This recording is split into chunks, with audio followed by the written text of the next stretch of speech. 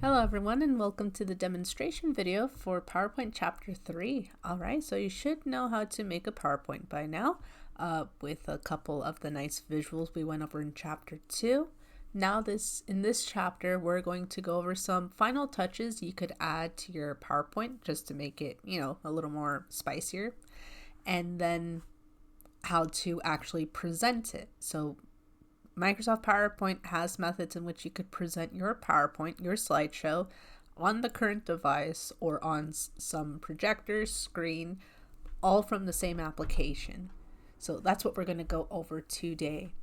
Of course, if you want to take notes or digitally or print it out, please make sure you are downloading the skeleton notes. Those are the skills we'll be going over.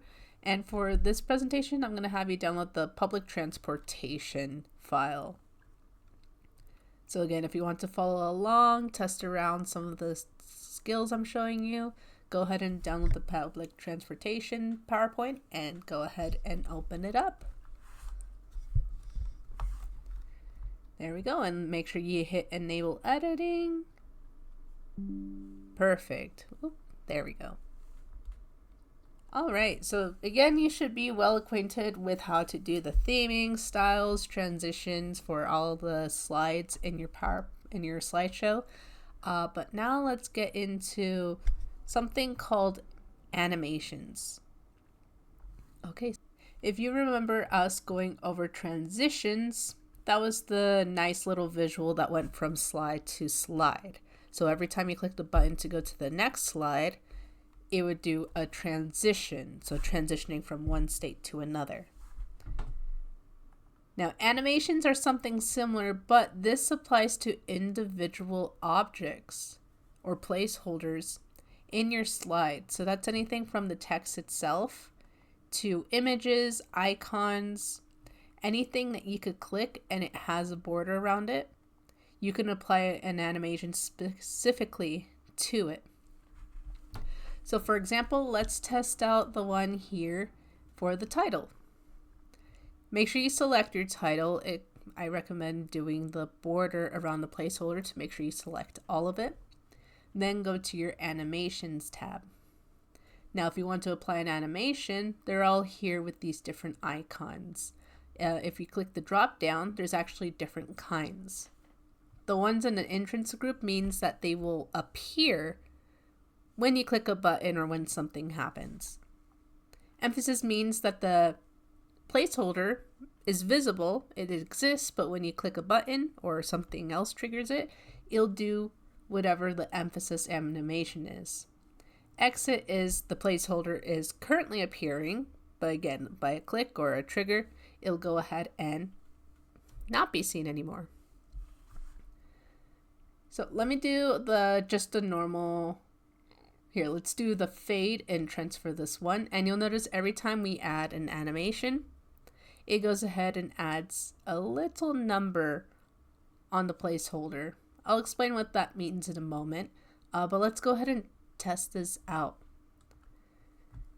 You could go ahead and present your slideshow by going to your slideshow tab and do from the beginning. And notice when I start my slideshow, I don't see a title. But when I click my mouse, it appears in front of us. It goes ahead and fades in. And when I click again, it goes to the next slide. We don't have a transition because we haven't applied it, but you do notice with the animation, it did appear. Go ahead and hit the escape key. There we go. And let's go back to slide 1. So that's what animations are. Let me click into the animations tab one more time.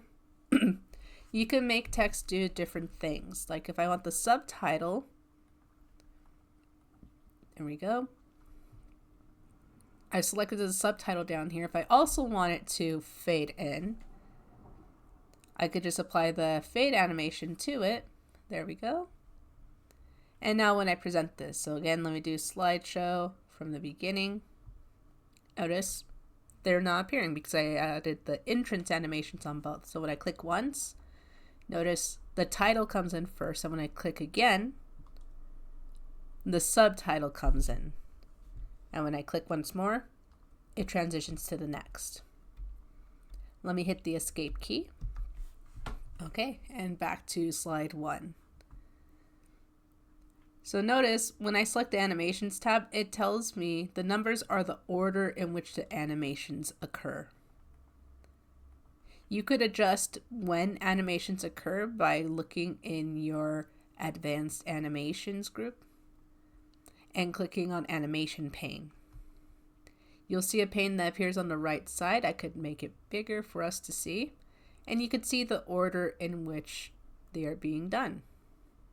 I could adjust the order by simply going ahead. Actually, these arrows just have us go up and down. But when you right click on one of them, you'll notice that there's different options you could choose. As well as if you need to remove an animation, you could always do remove, or of course you could go to the placeholder and click none. You could change the animation order up here. There we go. Notice I select one of the animations in the animation pane, and you could have a little button up here, the move later. It goes down, or I could have it move earlier. And notice the numbers over here are switching places since I'm reordering it. Okay. You'll notice something else in the timing group with each animation. There is a selection for start, duration, and delay. The start indicates what makes the animation happen. So if I click on the drop down, notice that right now it's selected to on click. So every time I click my mouse, that's what makes it occur. With previous means this animation will occur with the previous animation. What with previous would actually mean in this case is once we get the slide into view, then it would immediately appear. After previous would be kind of like a chain reaction. So let's actually use a subtitle here, for instance. Right now it's on click, so every time I have to click twice to get to this animation. But if I change the start to with previous, notice that both of them are 1. So if I were to present this and click once, both of them would appear at the same time. So this placeholder occurs with the animation of the title placeholder. So when I go to the slideshow, and let's do from the beginning again, they're gone because we're doing the entrance animation, and I click once and they both appear at the same time. Let me escape and let me go back to the Animations tab. I'm going to select the subtitle again for your city, and I'm going to set in the timing group the start to after previous. Okay, let's see if this works. Let's go ahead. Actually, it doesn't seem like it's going to work. Let's go ahead and put it back to on click. And now let's do after previous. It seems like it's still going to do the 1, but it's a similar effect to the with previous, but watch the difference. Let's go to slideshow. Click from beginning. And again, both of them, they're not visible, but when I click once, notice the title comes in, then the subtitle. Let me click escape. So those are different things you could do with animations. Let me go back to the Animations tab. There we go. So yeah, you can mess around with the start on click, or you could do it with the previous and such. The duration is how long the actual animation lasts. So how long does it last before it, from the start to finish of the animation. Again, it's in seconds, so be careful on how long you put it. Delay is how long the animation occurs after the trigger. So after whatever you put in start. So I could put a delay where if I click the mouse, then maybe it takes a second before it appears. Same goes for even with the start previous. In this case, let's say after the previous. So if this animation occurs, I could do a delay where it's 1 second long, and then this next one appears. So mess around with those different effects in the timing. Again, there's some nice timing elements you could incorporate into your presentations. A couple of other things I want to show with animations. Let me go all the way down here to slide 6 where we have a bike. Let me click the drop down and let's find a nice one where we could have the bike fly in, which is right here, fly in. Let's go ahead and select this animation. So I've selected the image for the bike, went to the animations, I'm going to select fly in. And if you don't want to start the presentation, you could click the preview button over here to see how it would look. And notice the bike comes in from the bottom to the top. Maybe I want the bike to actually seem like it's rolling in from the side. Just like with your transitions, there is an effect options for each animation. Just make sure you select the placeholder in which you want to change the animation for. Select effect options, and look, I could have it come from the left. So when I click on the preview, there we go, zooms in on the left. If we want that to go slower, we would have to change the duration to, I'm going to use the arrow keys for this. Let's do it to 1 second. Now let's test it out. There we go, and it comes in nice and slow. All right. So yeah, there's a lot of fun stuff to do with this. Even here, let's go to slide 7. I could select this image. Let me click on the drop down, and then there's the emphasis. I could make this do a little spin. Let me do a preview. A nice spin. Let's have it spin faster. So I change the duration, and whee! And there's a lot more. If you really want to get into it, there's specific animations called motion paths, which make things do crazy things, like even this loop. Notice it'll do a circle. Let's do the preview. It does a little loop-de-loop. Very nice if you have, let's say, bees for an icon. Okay, but those are different animations you could do. Again, it could be for entire placeholders or even just individual text. You could select individual text, like let's say the save money. Let me do an animation, so I'll click on the drop down to have it, let's do like let's have it spin or teeter. You know what, let's see the teeter. I haven't seen the teeter. Let's select that, and let's see the preview. There we go, and it's kind of hard to see. Let me zoom in. There we go, but notice when I do the preview, only my selected text, the save money, did the animation because I've selected it and applied it. And I could do something different for this one. Let me click the drop down. Let's do another emphasis, like let's have it spin. There we go. So let me do the preview. It'll do one after. I will do this one. There we go. Ooh. Very fun. So notice previews will do it all in order. So you got the teeter and a spin. And each of them have animation effects you could change. Okay, so a lot of fun stuff you could do with animations. Just make some good use of it, especially if you want to use it for your project. However, I recommend, again, animations are good for emphasis. It is not recommended to have every single animation occur with a single click. That could be very tedious for your presentation. So just use it wisely. Okay, now with that out of the way, so some final touches you could do on any of your presentations, let me show you how to actually present. So you've seen me do this a couple of times in these chapters where I went to the Slideshow tab and I kept clicking from the beginning to present it. And that's pretty much what you would do. Usually the computer setup for displaying things on a big screen has to do with your specific device. Let me pull up real quick how it works for me.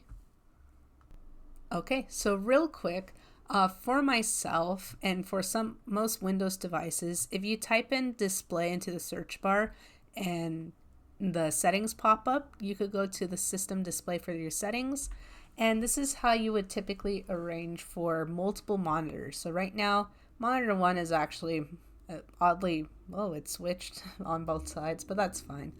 But monitor 1 is, or actually monitor 2, is the screen I'm currently recording. Monitor 1 has my other recording software that I'm using for to make sure everything's going okay with the recording. Okay, but this is usually how you could set it up, and this could be the computer screen. So one screen could be the computer screen and the other could be a projector or a large TV, and so on. Again, this is for Windows devices, and you could have someone help you out with setting this up. In most classrooms or most settings, it should already be set up, but of course, try to make sure that you're there early, test out the screen, see if your presentation will display properly. Okay, let me close out of here. Whether it's presenting on your own screen or presenting on a bigger screen, there's several things you could do. So one, in your Slideshow tab, you'll see that there's a grouping called monitors. When you click on the drop down for the monitor, you could indicate which one you want to present to. The primary monitor is the current one I'm using. This other one is the one by my side. Sometimes you'll see the name for a projector and you could select that to have it cast over there. Okay, but for your purposes, I do want to show you something called presenter view. So go ahead and click on use presenter view. And we're going to go all the way here on the left. These two buttons, from the beginning and from current slide, is how you present your slideshow. From the beginning, we'll always start at slide 1. From current slide, once you go to a different slide, like let's say slide 4, you could click from current slide and it'll start there. So that's good if you want to skip ahead. But let's just do it from the beginning. Let me click from the beginning, and again, make sure you have the check mark present for the user at the use presenter view, and let's see what happens. Okay, so it's going to be hard for you to see my screen since it's kind of flipped. Right now, this is one of the screens. Let me go ahead and switch the view so you could actually see what's on my other monitor, which is actually very different. Let me see if I could switch.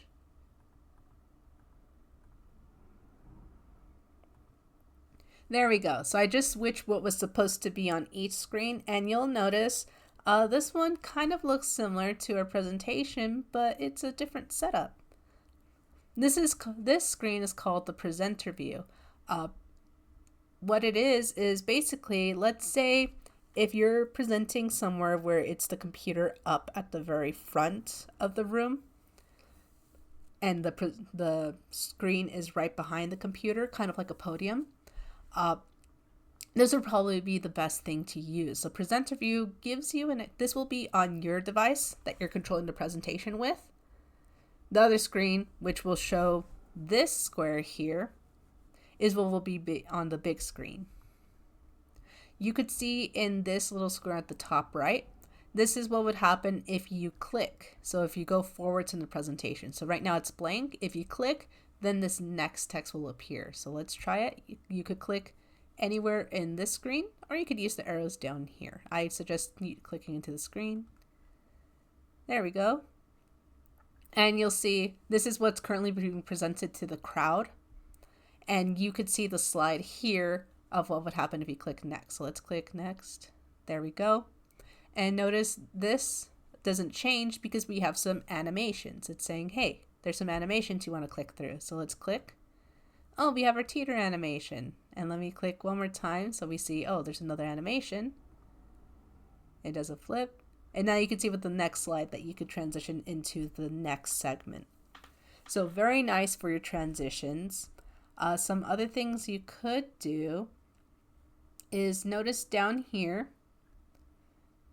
you have several buttons. There's one here where it could turn the slide black. So if you really need to censor something real quick or block out some information, you could turn your screen black and it turns it black for the audience, but for you, it's fine. Actually, let me try it out now.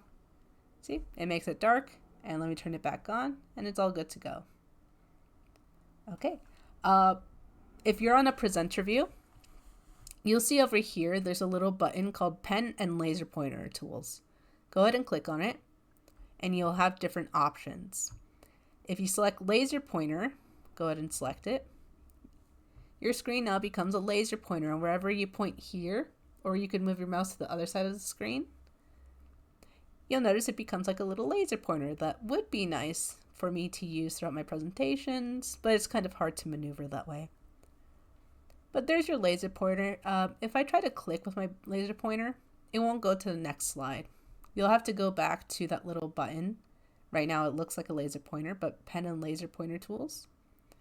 And go ahead and deselect it. Okay, let's select the pen one more time. And then you're going to select pen. There we go. And with this, look, it's kind of like a laser pointer, but wherever I try to draw, so I click and drag, it creates annotations. I could click on the button again, the pen and laser pointer tools. And if you want to change the ink color, there's your options here. I could choose a blue and do different things. If you want to deselect, so move to the next slide, you just have to deselect pen. There we go. And I could click to the next slide. Back at the pen and laser pointer tools, go ahead and select. You also have highlighters, which work like the pen, but instead of drawing things, you could just highlight certain points like this. Highlighters also have different colors you could use.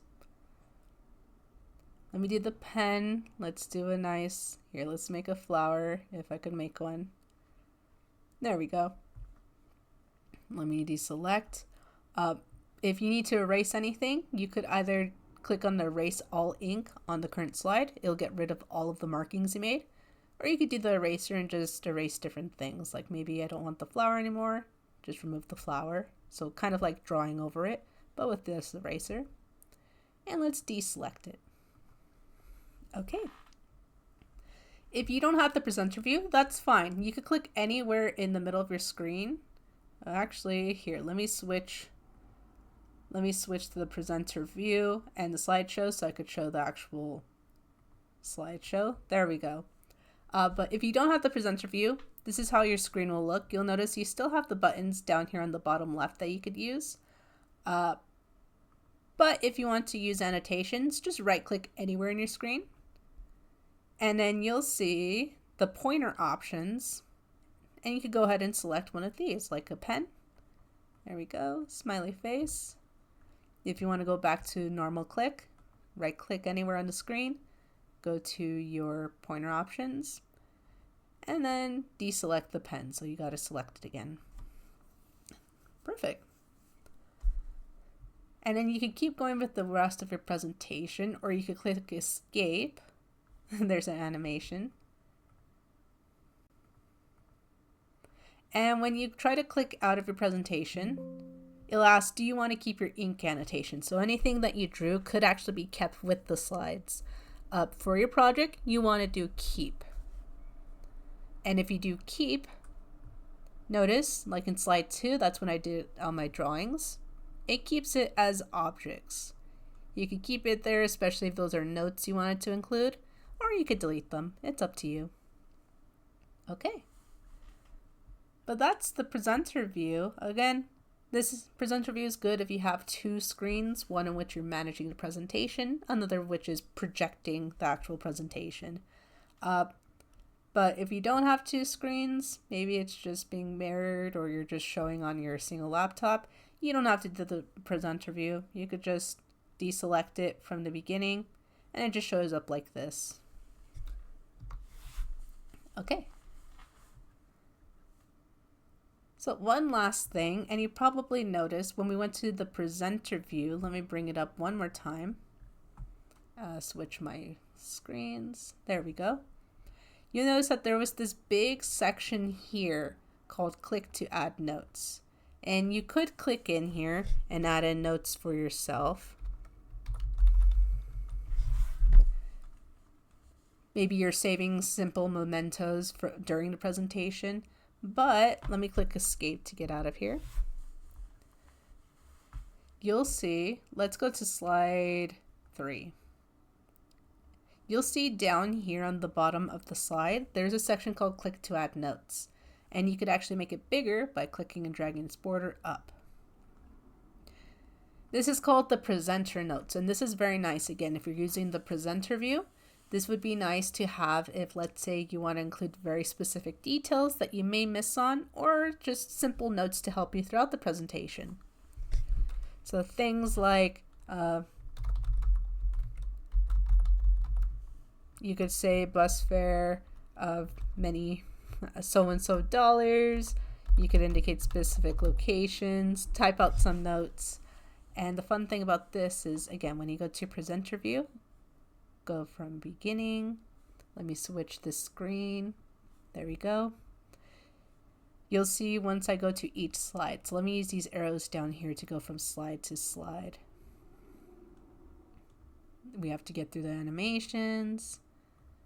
There we go. You'll see that the notes appear here for you to use. So again, you could use it as a quick tool to remind yourself or to help you through your presenting.